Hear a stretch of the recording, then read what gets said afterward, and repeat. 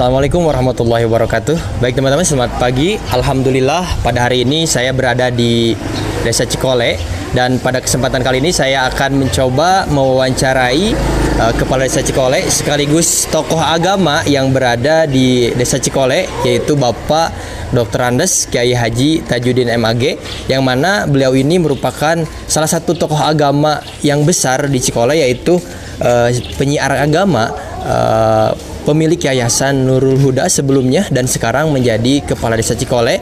Pada kesempatan kali ini saya ingin mengetahui mengenai latar belakang pendidikan, kontribusi dan peran beliau dalam membangun Desa Cikole, serta tetap berusaha menyiarkan dakwah yang ada di Desa Cikole ini. Oke, untuk mengefisiensikan waktu, mari kita langsung saja ke proses wawancaranya. Bismillahirrahmanirrahim. Assalamualaikum warahmatullahi wabarakatuh. Waalaikumsalam warahmatullahi wabarakatuh. Hamdan wa syukranillah mabadu. Alhamdulillah, pada hari ini saya berkesempatan untuk bersilaturahim kepada guru saya sekaligus Kepala Desa Cikole Al-Mukarrom, Dr. Andes Kiai Haji Tajuddin MAG, dan tugas wawancara pada kali ini untuk memenuhi salah satu tugas mata kuliah saya, yaitu Sejarah Peradaban Islam, untuk mewawancarai salah satu tokoh agama yang ada di lingkungan sekitar. Alhamdulillah, pada kesempatan kali ini saya sudah bertemu dengan beliau dan saya ucapkan terima kasih atas waktu yang telah diluangkan. Bagaimana Bapak, sehat kabarnya? Alhamdulillah, ya, sehat. Ya, baik, untuk mengefisiensikan waktu mungkin saya akan memulai kepada beberapa pertanyaannya, Pak ya. Mohon izin Bapak, bolehkah diceritakan sedikit tentang latar belakang dan perjalanan hidup Bapak? Ya, perjalanan hidup Bapak tidak lepas dari perjalanan orang tua Bapak ya, dan keluarga besar Bapak. Ternyata memang almarhum Pak Otong sebagai salah seorang dai penyebar Islam di Kota Lembang. Ada sekitar 3 tokoh besar dulu di dakwah di Kota Lembang ini, termasuk di Cikole ya. Nah, jadi beliau berdakwah dari sejak penjajahan Jepang tahun 40. Beliau datang ke Lembang dan mulai berdakwah, dan di sebuah kampung ya, beliau datang dari Tasik, dan memang ini Tasik ini sudah menjadi sebuah budaya turun-temurun bahwa mereka ekspos untuk berdakwah keluar Tasik. Dan ternyata memang di Lembang ini banyak ulama-ulama besar, para asatidz, para guru ngaji ini berasal dari Tasik, Ciamis, Tasik, Garut ya. Nah, tentu salah satunya adalah orang tua saya, dan beberapa tokoh agama dulu penyebar Islam di Lembang itu adalah dari Tasik ya. Nah, tentu berawal dari sana beliau berdakwah sejak sebelum kemerdekaan, sampai kemerdekaan, Orde Lama, Orde Baru, sampai beliau menyebarkan Islam untuk di Lembang ini. Nah, beliau berada di Cikole, kampungnya Lindung. Beliau punya istri orangnya Lindung, sebagai putri dari Bapak Muhammad Thoib. Siapa Muhammad Thoib adalah tokoh di Desa Cikole dulu yang merintis pengajian saat itu ya. Nah, maka perjalanan dakwah beliau, jadi dari mulai pasca kemerdekaan, kemudian beliau menjadi sebagai guru agama, kemudian juga berjuang di Hizbullah, dan karir pendidikan dakwahnya beliau selain menyebarkan Islam di Cikole khususnya, Cibogo, Kayu Amun, semua kita bergerak saat itu beliau dengan teman-teman yang lainnya. Maka mulai tahun 68 beliau mendirikan madrasah. Awalnya beliau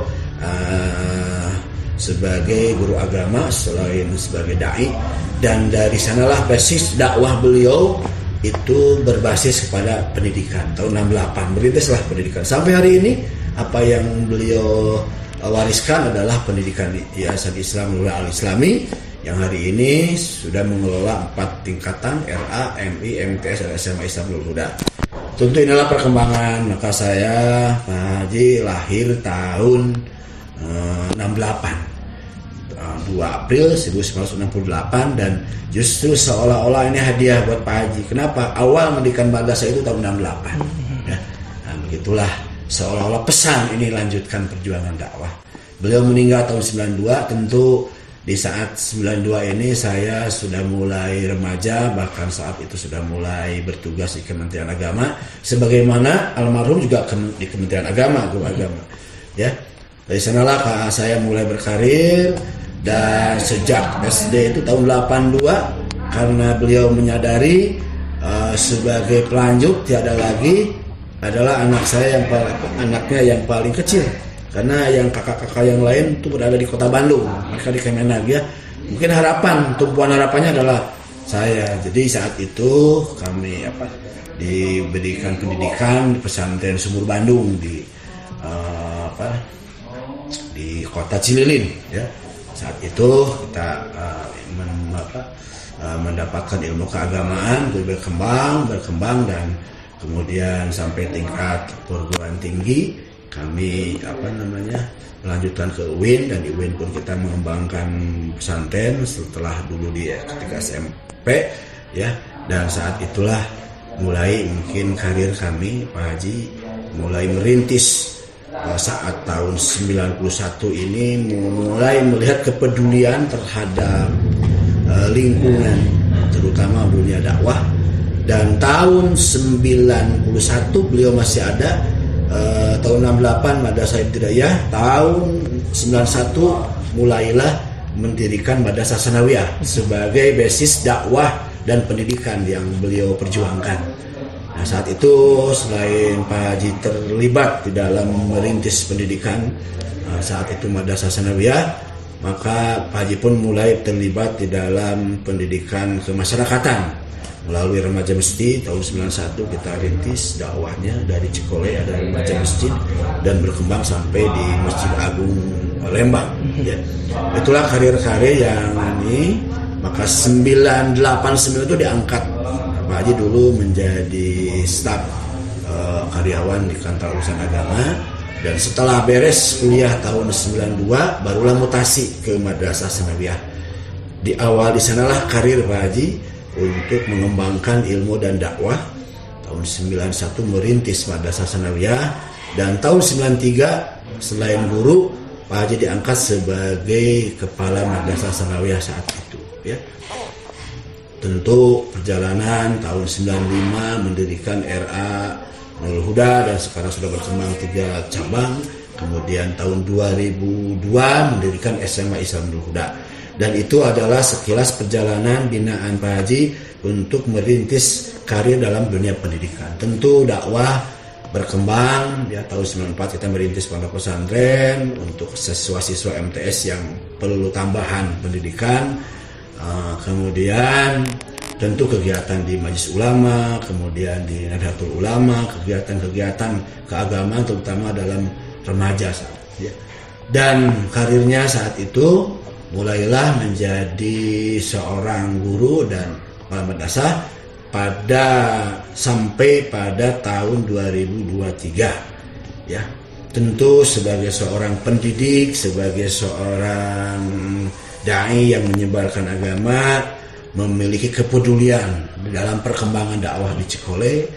Dan qadarullah pada saat itu kita melihat ada sebuah panggilan jiwa untuk ikut terlibat di bidang politik, dalam hal ini menjadi kepala desa. Tentu saat itu adalah dorongan dari masyarakat untuk ikut berkiprah untuk terjun di dunia politik. Tentu hal ini menjadi sebuah perjalanan dakwah. Ada sebuah makom yang tadinya Pak Haji sebelumnya itu menjadi ketua Majelis Ulama sejak 2019 ya. Jadi dulu ketua MUI itu orang tua Pak Haji, Pak Otong, kemudian dilanjutkan oleh Pak Abdullah, kemudian pernah juga oleh Pak Ustadz Asyad Tatang, dan tahun 2019 Pak Haji terpilih menjadi ketua Majelis Ulama. Dari sanalah mulai kepedulian lebih luas, baik itu sisi pendidikan, tentu ke sosial kemasyarakatan ya, dan termasuk juga pengamat urusan kepemerintahan. Dan qadarullah tanggal 2 Juli 2023 terpilih secara demokratis menjadi kepala desa Cikole. ya.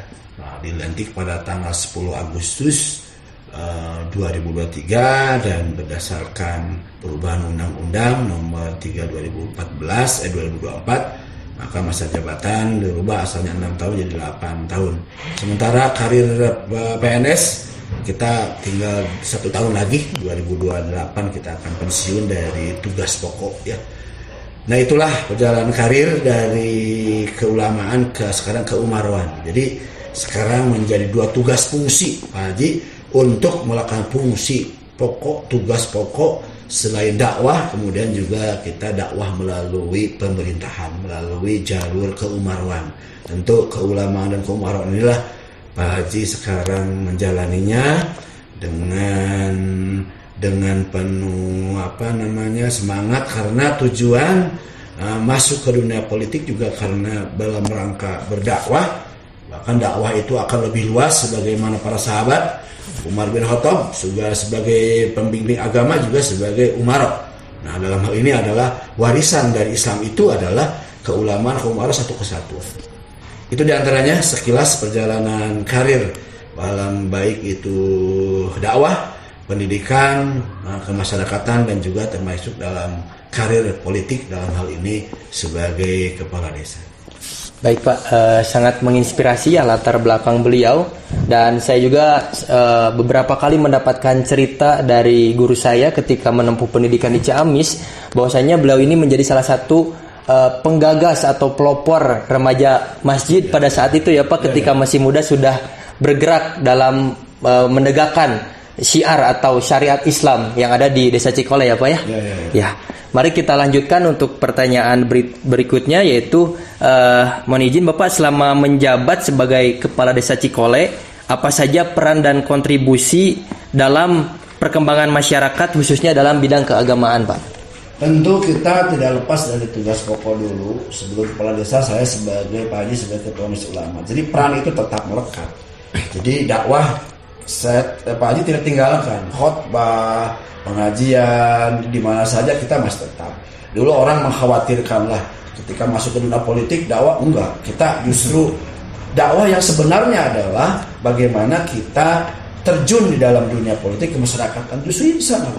Dakwah kita lebih luas. Kalau dulu mungkin hanya memberikan dalil, kata-kata. Nah, hari ini kita dakwah kita dengan kebijakan. Dengan tanda tangan saja sudah dakwah.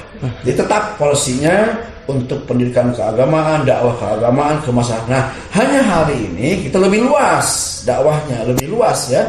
Terutama pemerintahan, pelayanan masyarakat, langsung bersentuhan dengan masyarakat, seluruh persoalan yang ada di masyarakat tertumpu kepada kepala desa, pada desa, dan ini menuntut jiwa yang siap tempur untuk berdakwah dari sisi kemasyarakatan, untuk penuntasan kemiskinan, kemudian pendidikan, pembangunan bukan hanya spiritual tapi material, infrastruktur, kemasyarakatan, pembinaan.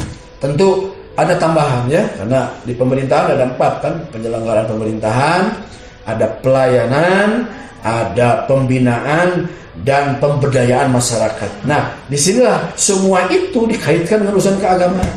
Tentu fungsi keagamaan tetap kita tidak tinggalkan, bahkan justru menjadi sebuah kekuatan untuk dakwah ketika kita masuk di dunia politik. Jadi dakwah bukan hanya ngomong, menyampaikan dalil, tapi dengan sebuah kebijakan-kebijakan itu sebuah langkah dakwah. Ya, baik. Dapat poin lagi apa yang telah disampaikan oleh beliau, sebagaimana ketika kita mencontoh Rasulullah juga ya Pak ya, merupakan seorang politisi juga, pemimpin sekaligus pendakwah, tidak hanya di dalam mimbar saja, sekaligus pembisnis saja. Jadi beliau ini mungkin kita menarik ke sejarah belakang, mencontohkan apa yang dicontohkan oleh Rasulullah ya Pak ya, sahabat, kemudian para sahabat dan juga para wali juga begitu. Betul. Dakwah para wali. Oke. Ya, baik, untuk pertanyaan terakhir mungkin ya Pak ya. Apa pesan dan nasihat Bapak untuk generasi muda agar terus menjaga nilai-nilai Islam dan berkontribusi bagi masyarakat Pak? Baik, jadi Pak Haji berharap generasi muda tetaplah menjaga jati diri sebagai muslim ya. Karena walaupun bagaimana tetap kita ada peran kemasyarakatan, aktif di lingkungan, tetap keagamaan, iman, takwa ini menjadi modal utama.